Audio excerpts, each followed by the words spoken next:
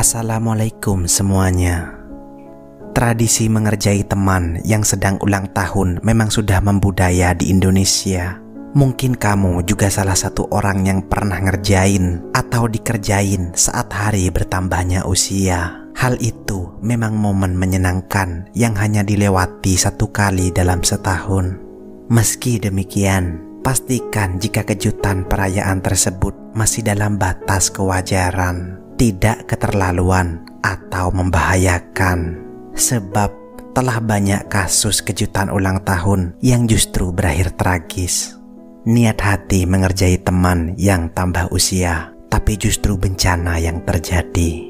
Sebenarnya kejadian sedih ini sudah berlangsung lama, tepatnya tahun 2010. Namun tentu ini bisa menjadi peringatan bagi kita semua, terutama bagi mereka yang suka mengerjai teman atau kerabat dekat dengan maksud memberi surprise kepada temannya yang berulang tahun. Seperti kejadian tragis yang menimpa Maizatul Farhanah, siswi kelas 7 SMP Negeri 3 Batam. Ia meninggal dunia setelah mengalami depresi karena dikerjai oleh teman-teman sekolahnya, tepat di hari gadis tersebut berulang tahun yang ke-13.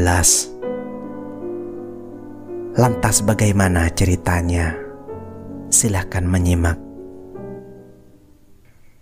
Menjelang siang pada hari Jumat, Farhanah berkemas-kemas ke sekolahnya. Ia masuk pagi dan tidak ingin terlambat. Ayahnya Muhlasin, usia 36 tahun, yang setiap hari mengantar dan menjemputnya pun sudah siap.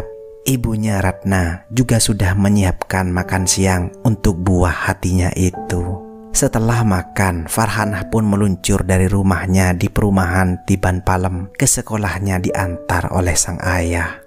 Beberapa menit kemudian, Farhanah tiba di sekolahnya di SMP Negeri 3, Kartini 3, Seharapan, Sekupang. Ayah, jemput kakak on time ya. Kakak mau pulang cepat. Kakak takut disiram tepung karena susah menghilangkannya, ujar Farhanah pada ayahnya. Sang ayah langsung menjawab dengan anggukan. Setelah mencium tangan ayahnya, Farhanah bergegas masuk kelas, sementara ayahnya kembali ke rumahnya.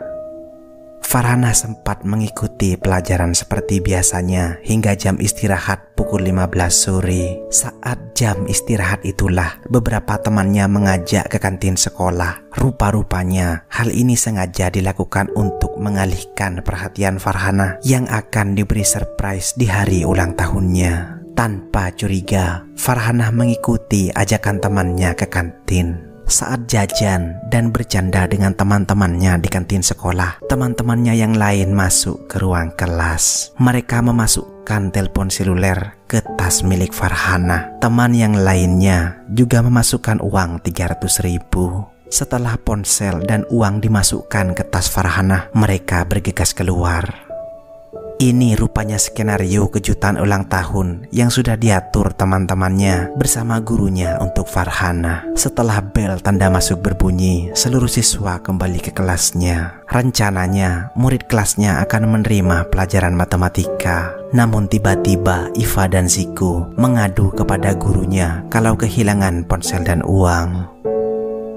Yeni, wali kelas mereka, dipanggil untuk menyelesaikan masalah tersebut. Sang wali kelas pun meminta 33 siswa itu keluar ruangan. Hanya 6 orang disuruh memeriksa satu persatu isi tas pelajar yang baru sekitar 6 bulan belajar di sekolah itu. Setelah digeledah, akhirnya HP dan uang itu ditemukan di tas Farhanah. Farhanah pun dipanggil masuk ke ruang kelas. Ia diteriaki maling oleh teman-temannya. Mendengar hinaan itu, Farhanah kaget bukan main. Ia tak menyangka kalau ia tertuduhnya. Ia mengalami syok berat dan tak lama kemudian ia langsung jatuh pingsan. Setelah beberapa saat tak sadarkan diri, akhirnya pihak sekolah menghubungi orang tuanya. Namun Farhanah tampak lemas dan pandangannya kosong. Sebagai remaja putri, ia sangat malu. Dia syok dibilang maling oleh teman-temannya saat itu. Ia kemudian membawa putrinya itu pulang. Farhanah pun mengeluh ke ayahnya soal perlakuan yang dialaminya. Kakak tak suka dikerjai seperti itu, ujar korban kepada ayahnya saat dibonceng sepeda motor dari sekolahnya. Setelah sampai di rumah, Farhanah berubah total. Dia menjadi pendiam dan tatapan matanya tampak kosong. Ia menjadi pemurung. Ia tak seceria hari-hari sebelumnya. Keesokan harinya, Farhanah masih masuk sekolah, tapi ia tampak seperti orang kebingungan. Tugas matematika dan IPA yang diberikan gurunya tidak dikerjakan. Kemudian pada hari Minggu, Farhanah terlihat syok berat. Ia lalu disarankan untuk berdoa dan banyak istighfar. Ibunya menyuruh Farhanah untuk sholat duha. Usai sholat, ia malah menangis sejadi-jadinya. Bahkan saat diajak bicara sudah tidak nyambung. Tidak itu saja, Maizatul Farhanah juga saat mengaji sudah tidak lancar lagi, seperti orang yang baru belajar mengaji. Sejak saat itu, Farhanah mulai tidak tenang. Ia tak lagi tidur dengan tenang, apalagi makan. Hari Senin, Farhanah diizinkan tidak masuk sekolah. Ia lalu dilarikan ke rumah sakit Budi Kemuliaan. Di sana ia langsung mendapat perawatan intensif. Namun kondisi kesehatan dan kejiwaan Farhanah terus memburuk. Dia sempat siuman dan memanggil nama Umi dan ayah. Namun setelah itu, kondisinya terus menurun hingga Farhanah mengembuskan nafas terakhir pada Kamis 16 November 2010 sekitar pukul 4 subuh.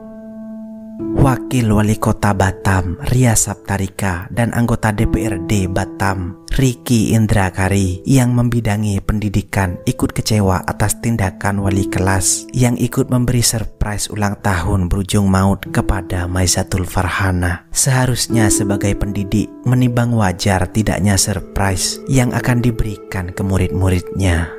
Ria mengaku pemberian surprise ulang tahun itu bagus, namun harus dipikirkan baik dan buruknya. Berikanlah surprise yang wajar dan jangan yang negatif saja yang diberikan. Akibatnya, jika anak tersebut tidak bisa menerimanya, akan membebani pikiran sehingga dia mudah saja depresi dan berakibat fatal nantinya. Sementara Riki Indrakari menilai peristiwa itu terjadi karena anak-anak sering meniru budaya instan. Mereka meniru idolanya seperti artis dalam sinetron, film, dan bintang iklan yang ada di televisi dan media sosial. Kebiasaan buruk inilah yang banyak ditiru anak remaja saat ini, hingga mengakibatkan terjadinya kasus-kasus naas seperti si Farhanah ini.